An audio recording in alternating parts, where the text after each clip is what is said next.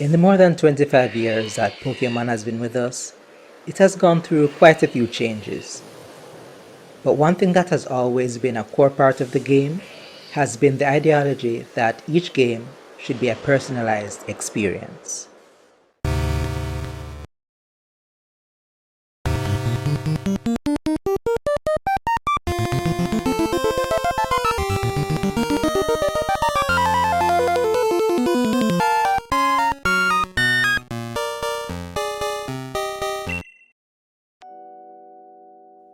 Like many classic role-playing games, the Pokemon games allowed the player to name their character, and, in the earlier games, even their rival. In fact, way back in development, the plan had been to make it so that pretty much every game had its very own version of the Kanto region, down to variations in the map. What's more, the developers thought of allowing the players to actually name the species they discovered. That was eventually toned down into just nicknaming individual Pokemon. While the aforementioned features were obviously not included in the final product, it seems that the spirit of the personalized experience has remained with the games ever since. From the choice of one of 3 starters to the randomness of Pokemon encounters that the player can catch to make their team, it's unlikely that any player will happen upon another who has had the same playthrough experience. And that seems to be by design. In this video, I'll be focusing on a specific aspect of this personalized experience: player character customization.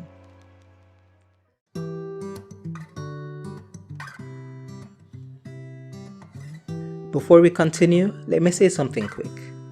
As an artist with a small platform, it can be rough. So if you want to support me, please check out my online ventures like my Teespring and Redbubble. You can get some nice stuff that I designed myself as a gift for yourself or a loved one. I'd also appreciate you buying my book on Amazon.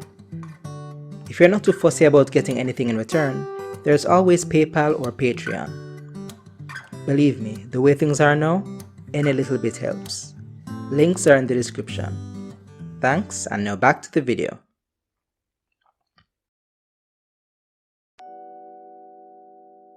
In Pokemon Red, Green, Blue, and Yellow versions, the only thing you could really customize about the player character was his name.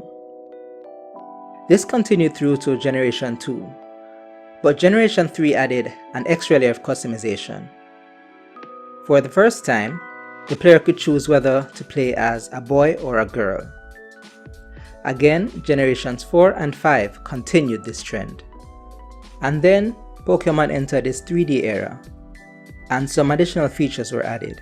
At the start of the Generation 6 games, Pokemon X and Y, you could choose between 3 skin tones, each with their own corresponding hair color. While the skin tone couldn't be changed after the initial choice, the hair color and style could, along with the outfit. This trend continued through Generations 7 and 8, with darker skin color options and more hairstyle options. But as a black man, I find the options so far lacking. As I said before, X and Y had very limited skin color options. The player couldn't choose to be any darker than tan, and hairstyles weren't that great either. I couldn't choose a hair texture that was anything close to mine, much less a hairstyle. With Sun and Moon in Gen 7, the Kano hairstyle made its appearance.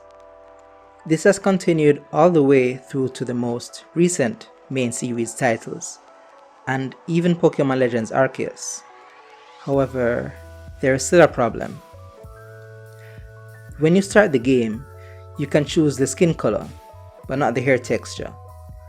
In other words, my player character has straight hair up until I can change the hairstyle. In Sword and Shield's trainer card mechanic, the player's look is updated every time I make a change, but this doesn't happen in Legends Arceus' save screen. Starting the game this way and having the unchanging save screen gives me the feeling that the straight-haired character is the default, and that people who look like me are an afterthought.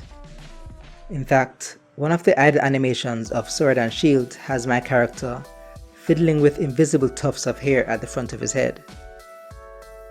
In all fairness, the Pokemon creators likely haven't thought about it this way. They are Japanese after all, and probably don't have the awareness that comes with the transatlantic slave trade being a part of their history. Like many JRPGs, the character designs of Pokemon games seem to follow the principle of Mukokuseki. It's a principle often used in anime, and essentially means without nationality. The idea behind it is that, even though the characters may have Japanese names and speak Japanese, they have ethnically ambiguous features. In other words, a character can have blonde hair and blue eyes, and still be read as Japanese. And even the sole Pokemon characters that I read as black both have blue eyes. Taking these two concepts together, it probably makes sense that the customization trend has been going the way it has. These Japanese creators probably assumed that it wouldn't matter to the player that they couldn't edit their characters to represent themselves. However, Game Freak and the Pokemon Company are both international companies now. As much as Pokemon may have started as a game for only Japanese people, it has become a household name all over the world. People of all races, creeds, and backgrounds love the franchise. Pokemon does seem to have acknowledged this, and is working towards adding more diverse options for character customization. Like many Japanese RPGs, the main character is essentially designed to be a blank slate, one that we players can impose ourselves on. For example, the player character's dialogue is almost always inferred by what the other characters say. While other JRPG franchises like Final Fantasy have moved towards not allowing us to name our characters, Pokemon has kept this feature of the games, showing that they're still devoted to this ideology after all these years. For this reason, I think Pokemon should work to include more and more diverse customization options. As a black man, I'd love for there to be more than just cane rows as representations of our hair. We wear our hair in a variety of styles and have lots of different textures. From the very beginning, black people have been fans of the fantasy genres that Pokemon falls in, and yet we have not been able to see ourselves represented in these spaces. This is about more than just us though. When a black artist or cosplayer depicts a non-black character as black, they often get less than generous responses. And these range from microaggressions to full-on racist harassment. So that's why this is important to me. Pokemon is a huge franchise and it has huge power. It has grown so much from the Japanese product it initially was into one with international impact. It has the potential to impact the world for the better. Fortunately, Gen 9's Scarlet and Violet seem to be on the right path based on the previews I've seen so far. I mean, look at this hair. Let's hope they don't disappoint. But what do you think? Is customization important to you? Let's have a conversation. Please remember to like and subscribe, it really helps. I've been Ken Kwame, and I'll see you next time.